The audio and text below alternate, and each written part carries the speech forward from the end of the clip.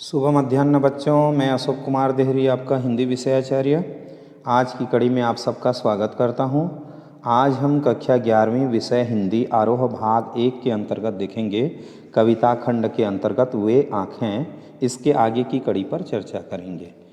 बिका दिया घर द्वार महाजन ने, नौ ब्याज की कौड़ी छोड़ी। रह रह आँखों में चुभती वह, कुर्क हुई बरधों की जोड़ी। कुर्क हुई बरधों की जोड़ी। उजरी उसके सिवा किसे कब, पास दुहाने आने देती। आँखों में नाचा करती, उजड़ गई जो सुख की खेती। उजड़ गई जो सुख की खेती। तो बिका दिया घर द्वार महाजन ने, ब्याज की कौड़ी छोड़ी। यहाँ पर महाजन मतलब होता है साहूकार या ऋणदाता कह सकते हैं, और कौड़ी का मतलब होता है 1 पैसा।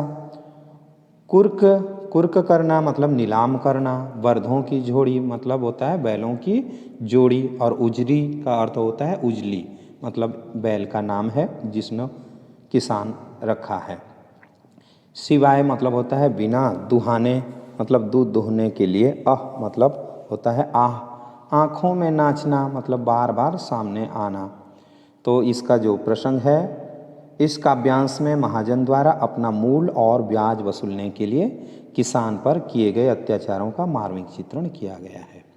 बिका दिया घर द्वार महाजन ने, 9 ब्याज की कौड़ी छोड़ी। कवि किसान की दयनीय दशा का वर्णन करते हुए कहता है कि किसान कर्ज में डूब गया, क्योंकि महाजन ने धन व ब्याज की वसूली के लिए किसान की स्थायी संपत्ति अर्थात उसके घर द्वार को क्या कर दिया, विक्रय करा दिया, नीलाम करा दिया, उसे घर से बेघर कर दिया। परंतु अपने ऋण के ब्याज की पाई पाई भी चुका ली। रह रह आँखों में चुभती वह, किसान को सर्वाधिक पीड़ा तब हुई। कुर्क हुई बरधों की जोड़ी, जब बैलों की जोड़ी को भी कुर्क कर दिया गया, नीलाम कर दिया गया। यह बात उसकी आँखों में आज भी चुभती है।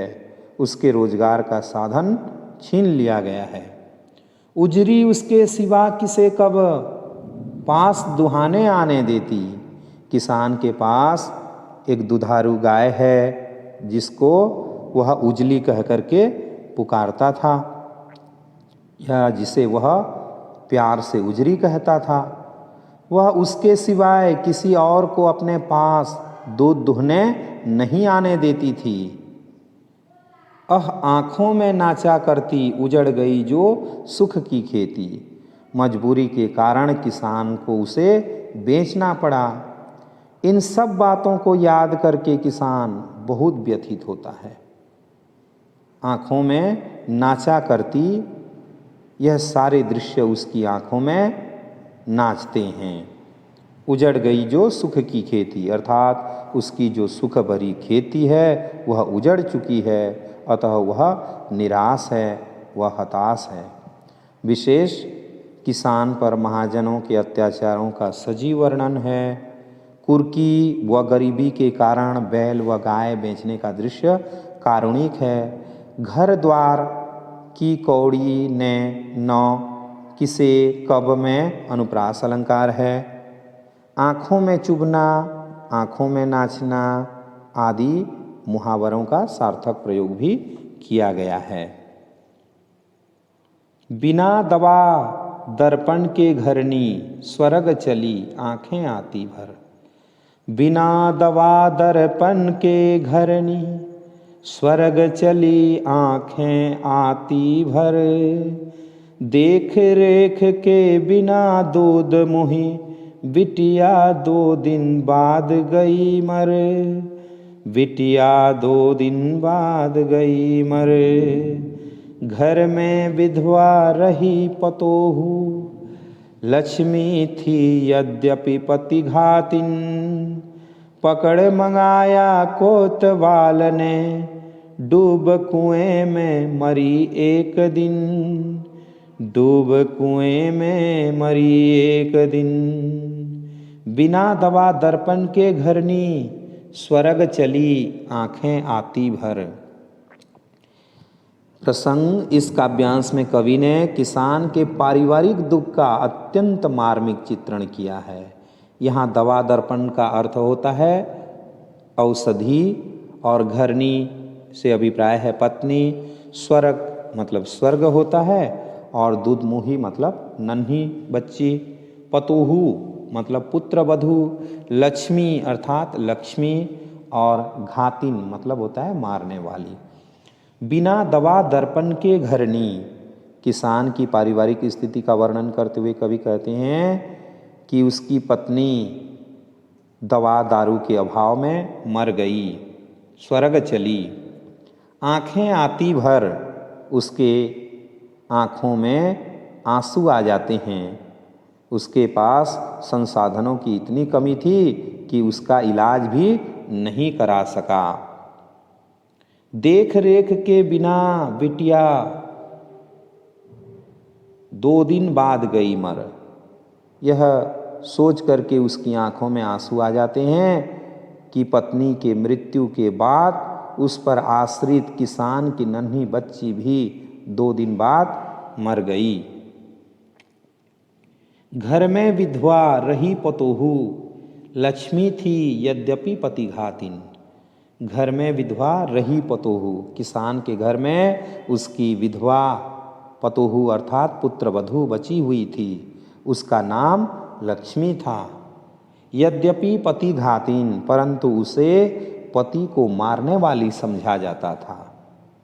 समाज में पति की मृत्यु होने पर उसकी पत्नी को हत्या का जिम्मेदार मान लिया जाता है। पकड़ मंगाया कोतवाल ने, एक दिन कोतवाल ने उसे बुलाकर उसकी इज्जत लूटी। डूब कुएं में मरी एक दिन, और लाज के कारण उसने कुएं में कूदकर आत्महत्या कर ली। इस प्रकार से किसान का पूरा परिवार ही बिखर गया था। विशेष किसान की गरीबी, शोषण व लाचारी का सजीव वर्णन है।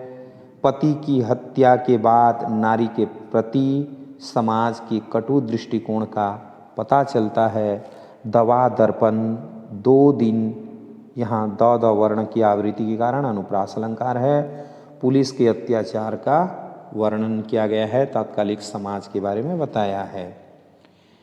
खैर पैर की जूती जोरू, ना सही एक दूसरी आती, पर जवान लड़के की सुध कर, सांप लौटते फटती छाती, सांप लौटते फटती छाती। पिछले सुख की स्मृति आँखों में, क्षण भर एक चमक है लाती, तुरत शून्य में गड़ वह चितवन, तीखी नोक सदृश बन जाती, तीखी नोक सदृश बन जाती। प्रस्तुत काव्यांश में किसान की मनोदशा का अत्यंत संवेदनशील चित्रण किया गया है। खैर पैर की जूती जोरू, किसान को अपनी पत्नी की मृत्यु पर विशेष शोक नहीं है, इसीलिए वो कहता है खैर। पैर की जूती जोरू, वह उसे पैर की जूती के समान समझता है। अपनी जो जोरू है, पत्नी है, उसे पैर की जूती के समान मानता है। न सही एक दूसरी आती, यदि एक नहीं रहती तो दूसरी से विवाह करके लाया जा सकता है। पर जवान लड़के की सुध कर, परंतु उसे अपने जवान बेटे की याद आने पर बहुत कष्ट होता है। सांप लौटते, उसकी छाती पर सांप लौट जाते हैं। फटती छाती, तथा छाती फटने लगती है। उसे बेटे की मृत्यु का जो कष्ट है वह अत्यंत असहनीय हो रहा है। पिछले सुख की स्मृति आँखों में, किसान जब पिछले खुशहाल जीवन को याद करता है तो उसकी आँखों में एक क्षण के लिए प्रसन्नता चमक आती है, एक क्षण भर चमक है लाती। तुरंत शून्य में गड़ वह चितवन, परंतु अगले ही क्षण जब वह सच्चाई के धरातल पर सोचता है, वर्तमान में झांकता है, तो उसकी नज़र शून्य में अटक कर गड़ जाती है। वह विचार शून्य होकर टकटकी लगा करके देखता है, तीखी नोक सदृश बन जाती और उसकी नज़र तीखी नोक के समान चुभने वाली हो जाती है। विशेष खड़ी बोली का प्रयोग है, ग्रामीण परिवेश का चित्रण है, पत्नी के प्रति किसान की मानसिकता घटिया है, वह पुत्र को अधिक महत्व देता है, जो तात्कालिक समय की देन है। तो आज के लिए इतना ही। आशा करता हूँ आज का वीडियो आपको काफ़ी अच्छा लगा होगा। यदि आज का वीडियो अच्छा लगा हो तो प्लीज़ लाइक, शेयर और सब्सक्राइब करना न भूलें।